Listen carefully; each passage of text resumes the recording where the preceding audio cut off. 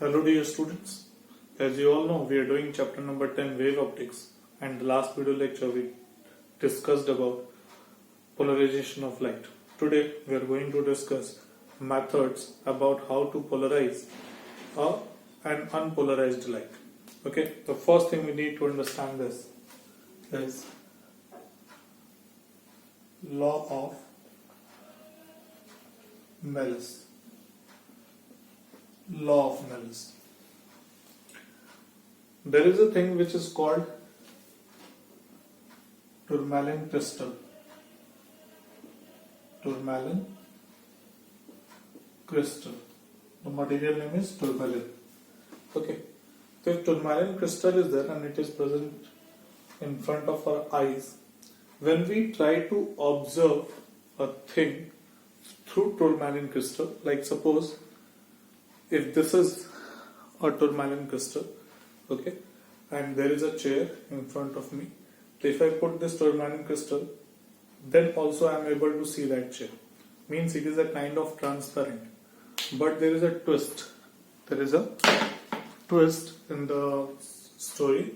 If one tourmaline crystal is put like this, other is put like this, parallel to it, then also I am able to put that, then also I will be able to see that chair. Now what happens if I start rotating this one or this one? The brightness of the chair, means the intensity of light which is coming from the chair, it starts decreasing. And when you put like this, let me do like this so that you can understand. If both the things are parallel to each other, then I am able to see everything. If one thing is rotating, either this one or this one, if rotates, then what happens? The intensity of the image which is seen through the crystal decreases, and when it puts as 90 degree, then what happens? That the chair, I'm not able to see. Is it clear? This thing is having this tourmaline crystal has this property. So many researchers were there, and then we found out that actually tourmaline crystal works as a polarizer. What it does, it actually polarizes the unpolarized light, and because of that it restricted all the vibrations and allowed one particular vibration through it. You can understand it like, suppose if this is a tourmaline crystal, let this be kept like, if this is an unpolarized light,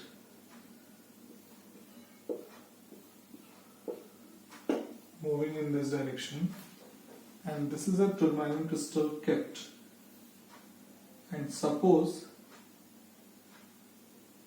its structure allows only this kind of vibration, only this vibration can pass through it, other vibrations get blocked. Then what happens? In this direction we have only one vibration. Okay, the structure of tourmaline crystal is like that. It provides a window. Through that window only vibrations can go through, other vibrations gets blocked.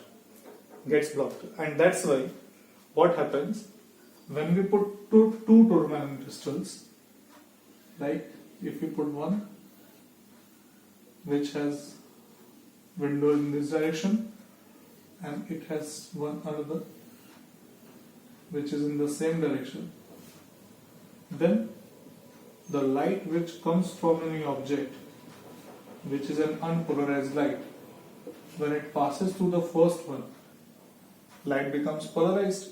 Then again it passes through the second one. Since both are parallel to each other, then it allows the same direction, same vibration. So here we get amount of light. But what happens when we rotate this one, like unpolarized light, one tourmaline crystal, and another one is rotated. Suppose it is put 90 degree, it will go like this. Now its window will be like this. So now what happens? this vibration pass through it, but now this vibration will not be allowed to pass through it. Here we are having no light. So when this tourmaline crystal is rotated, then intensity of light transmitted through the second tourmaline crystal keeps on changing. Is it clear? So about this thing only, the law of Malus is there. So what is the law of Malus? Let us discuss that thing. Okay. So what is law of Malus? Law of Malus says that the intensity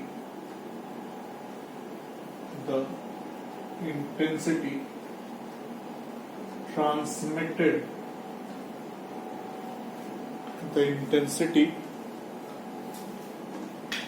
of light transmitted through analyzer is directly proportional to square of cosine of angle made by the pass axis of analyzer with the pass axis of polarized. Okay, so this is the statement of law of Malus. What does it say? Before going to this statement, let me clarify some things. The first crystal we put, it is called polarizer. The second crystal we put, it is called analyzer.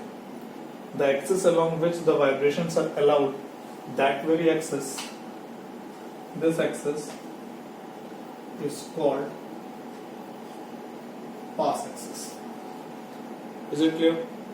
So what happens now? This tourmaline crystal is rotated. Now what happens when the analyzer rotated by an angle theta? So earlier its axis was like this, parallel to the pass axis of polarizer. Now this its pass axis making an angle theta with the axis of polarizer. So what law of Malus said?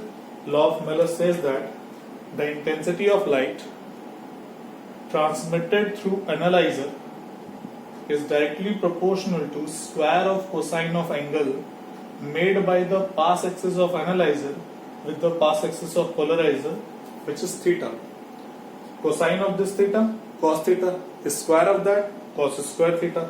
So basically, if intensity of light here we get is capital I, so capital I is proportional to cos square theta.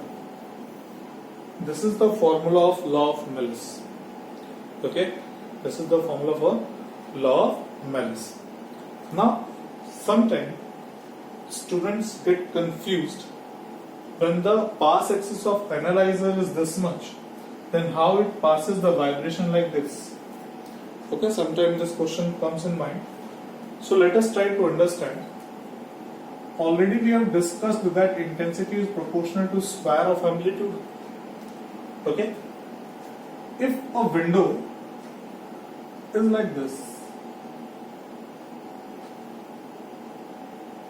and a wave having amplitude A passes through it. This is your polarizer. Okay. Now what happens?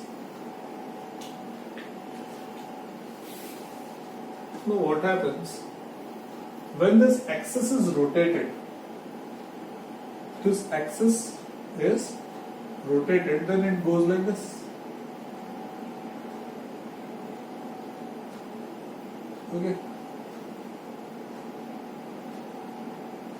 Still its length is what? A. Let it be A naught. It was initial, let it be A naught. Okay. This is rotated by how? This is rotated by an angle This is rotated by an angle theta. This is rotated. Now what happens when this amplitude passes through it? It will not allow the whole A naught pass through it. It will allow only this much, which is less than earlier. Earlier the A naught was like this. A naught was like this. But now this is rotated to this part of the amplitude, and this part of the amplitude will not be transmitted. Is it clear? Only this part of the amplitude gets transmitted. This part and this part, only this part gets transmitted. So what we get amplitude somewhere this time. From here till here we get the amplitude. Is it clear? From here till here we get the amplitude only. Is it clear? So if we try to understand it, if we make the relation between what we are getting, let this be A, let this be A naught, this length was A naught. If this angle is theta, this angle is 90 minus theta, so this angle is going to be theta. This whole length is what? A naught. This is A naught, this is A, this is theta. So what is the relation? The relation is going to be cos theta is equal to base upon hypotenuse, A upon A. Is it clear? So what we are going to have? A is equal to A naught cos theta. If we square both sides, it will become A square is equal to A naught square cos square theta. And now if we multiply by K, because I is proportional to A square, so I is equal to KA square. So here we are going to have KA square, which is intensity. K naught square, it is I naught square. I naught, sorry, and it is cos square theta. If I remove this I naught, what we are going to have? I is proportional to cos square theta. Is it clear? So if we remove that proportionality constant, what we are going to have? I naught cos square theta, where I naught is the maximum intensity which the analyzer gets. Here the intensity is I naught. If here the intensity is I naught, here the intensity is given by I is equal to I naught cos square theta. I hope this is clear. Now one more thing. See, if theta is equal to 0 degree, if theta is equal to 0 degree, then I is equal to what? I naught. Means when the analyzer and polarizer are parallel to each other, then we get maximum intensity, right? But if theta is equal to 90 degree, then what happens? Intensity becomes 0. Okay, so we are going to have no light over there. 0 light. Is it clear? So this is how the law of Malus is there in your syllabus.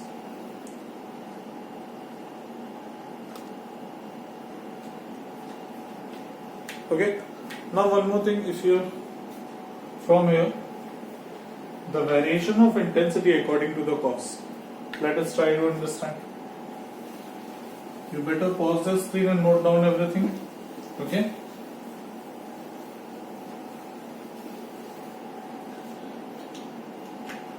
Now, if I plot a graph between intensity of transmitted light and theta, the graph of cos theta you must be doing is given by like this. But if it is cos square theta, then the graph is going to be like this. Because the negative thing come over positive. This angle is obviously 0. This angle is pi by 2. This angle is pi. This angle is 3 pi by 2. This angle is 2 pi, and so on. So this is how the intensity of light varies. One more very important note from here. Note, when an unpolarized light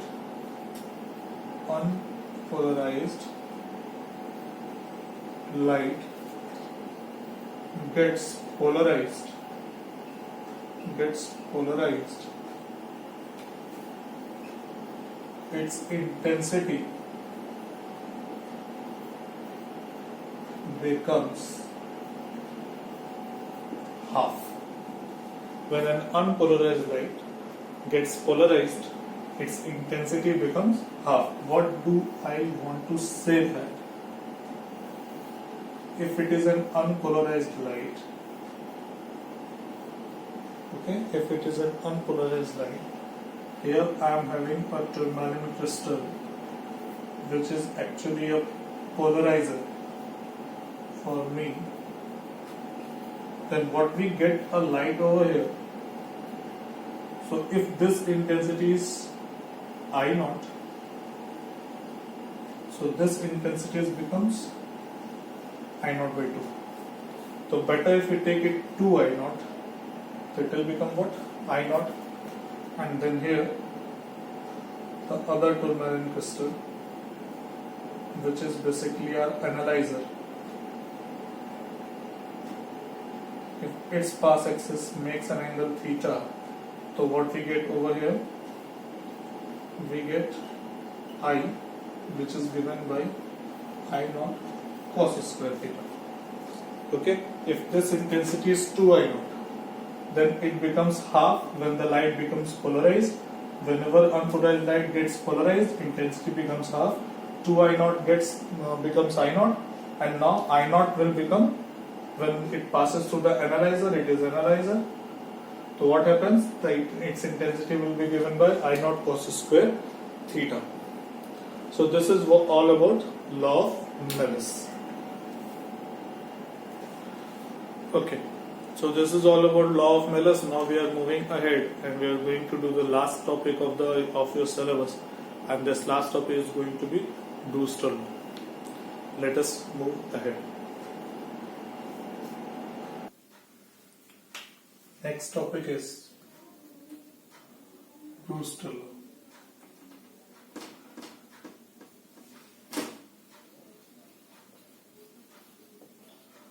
Brewster law. Polarization by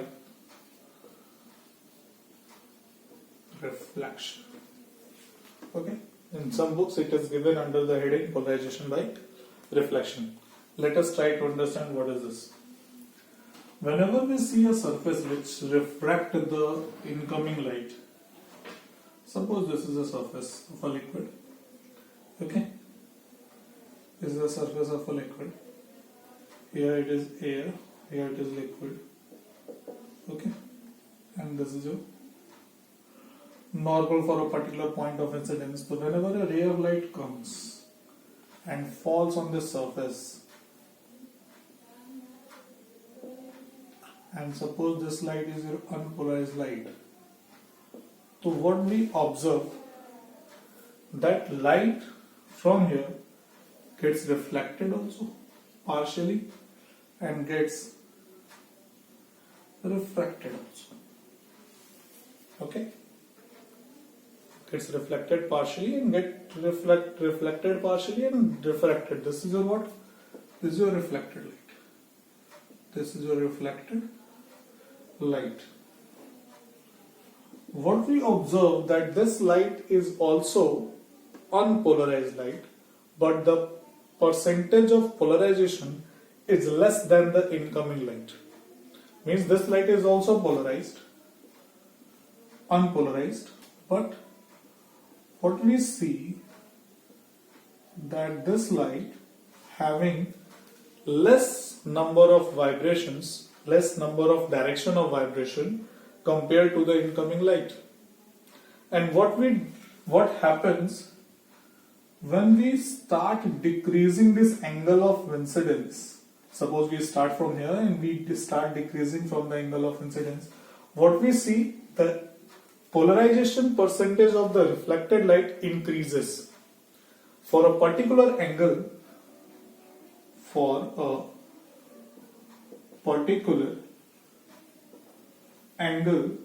of incidence, what happens? The reflected light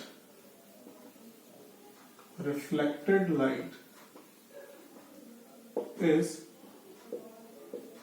completely polarized.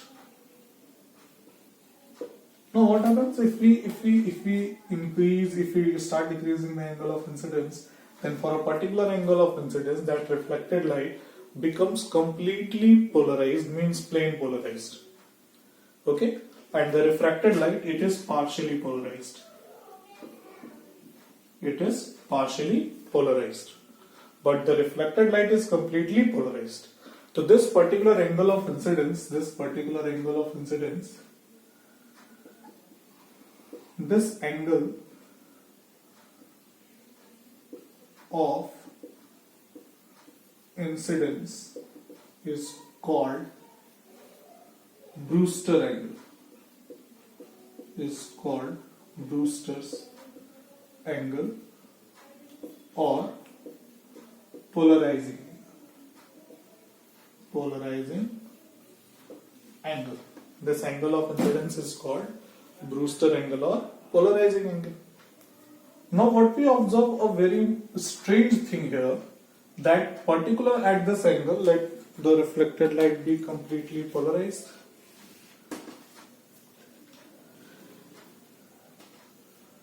So this is your reflected light and it is completely polarized.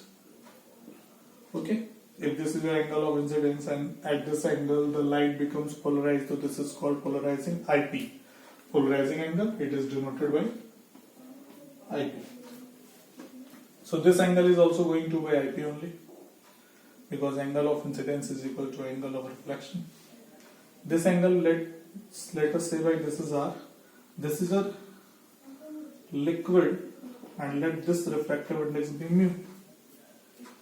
Now just see what we observe, a very strange thing, that the reflected light and the refracted light, they are mutually perpendicular. This happens at the angle of polarizing angle. Okay, it has been observed practically that reflected light and refracted light, they are perpendicular to each other. So this is R, this is 90, this is IP. So from geometry, R plus pi by 2 plus IP is equal to pi. Pi by 2 is transferred to this side. R plus IP is equal to pi by 2. From here R is equal to what? Pi by 2 minus IP. Now what we are going to do, we are going to apply Snell's law. Then sin IP upon sin R is equal to refractive index of the medium. Now that sin R can be written as R is equal to pi by 2 minus IP. So it will become sin IP upon sin pi is equal to refractive index sin 90 minus theta cos theta sin IP upon cos IP is equal to refractive index. Sin IP upon cos IP, that is your tan IP. So tan IP is equal to refractive index. Okay, so this very relation is called Brewster law. What does it say? It says that the tangent of the tan of angle of polarizing angle, the tan of polarizing angle is equal to refractive index of the medium. The tan of polarizing angle for a medium is equal to refractive index of the medium. So this is what the Brewster law is. Okay, Brewster law says that the tan of polarizing angle for any medium is equal to refractive index of the medium. So this is all about Brewster law.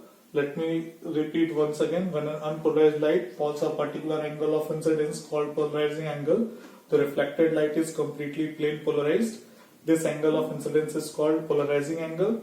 And what we observe, that the refracted light and the reflected light, they are perpendicular to each other. From here we calculated the value of R. When apply Snell's formula, we put the value of R, we get this result. Okay, so this is all about Brewster law. Now the last topic of your syllabus is application of polarization of light.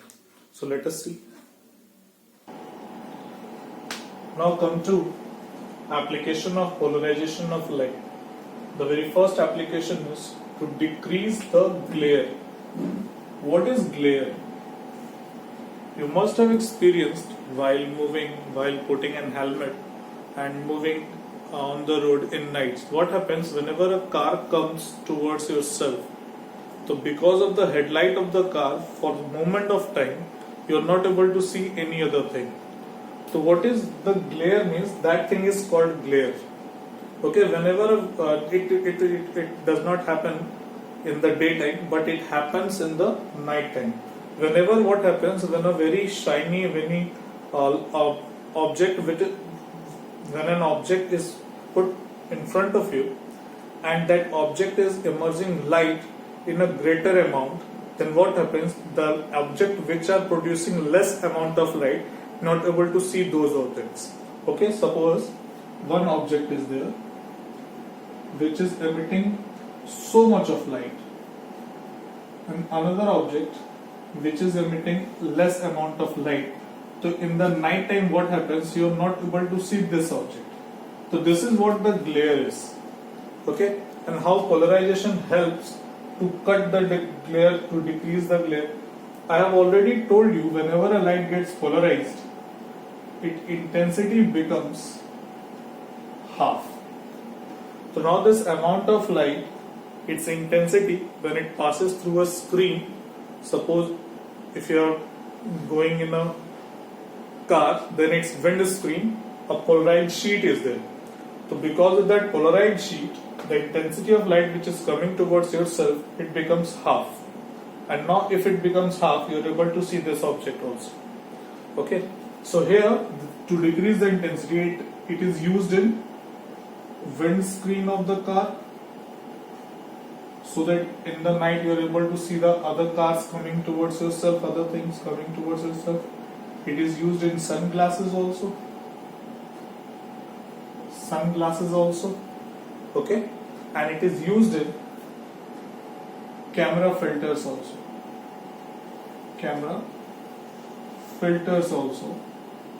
To avoid extra overexposure.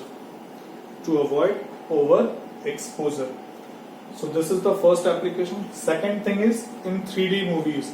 In the shooting of 3D movies, what is three-dimensional? Whenever you feel the gap, like suppose here you are able to see the board only, but somehow if you are able to see the gap between this marker and the board, this gap, if you are able to see from here or here, so what happens? It gives the feeling of three-dimensional.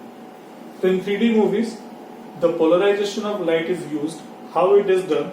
The same things. Suppose here one object is there. When we see the object, so we are like, suppose if this object is, its shooting is done by two cameras. One camera cover the object from this side, one camera cover the object this side, and what we do, we put both the images on the same screen, and we are given a sunglass. Now suppose this camera using a polarized light which applies this vibration, which use this vibration of light. This camera is using this vibration of light, this vibration, and this one is this vibration. Okay, now you are given a 3D glasses, and now in the 3D glasses what happens? This eye, in this glass what happens? This vibration light comes to your eye, and from this glass, this side glass, this vibration comes to your eye. So you are able to see both the images clearly, and now you are able to see if this has dimension something. Okay, so you are able to see this point also and this point also from the different angle, and because of that you are able to feel this gap, and this is how the 3D movies are shoot. Next, in camera filters, again I have told you that in camera filters it is used to cut the glare. Sometimes to overexpose a thing, to focus a thing, this thing is used. So this is all about this chapter, wave optics. Okay, we have done all the things. From tomorrow onwards we are going to start the first chapter. After 2 or 3 days I am going to put a numerical lecture of wave optics. Till 2 or 3 days you have to prepare. Okay, one more thing, on Monday we are going to organize an online test. So an online test. Next thing, the next video lecture Probably in the next video lecture I'll tell you the procedure. Okay, so be prepared for that. The portion of the test is chapter 9 complete and the chapter 10 till the diffraction of light. Polarization of light will not come. Okay, so this is all for the day. Thank you.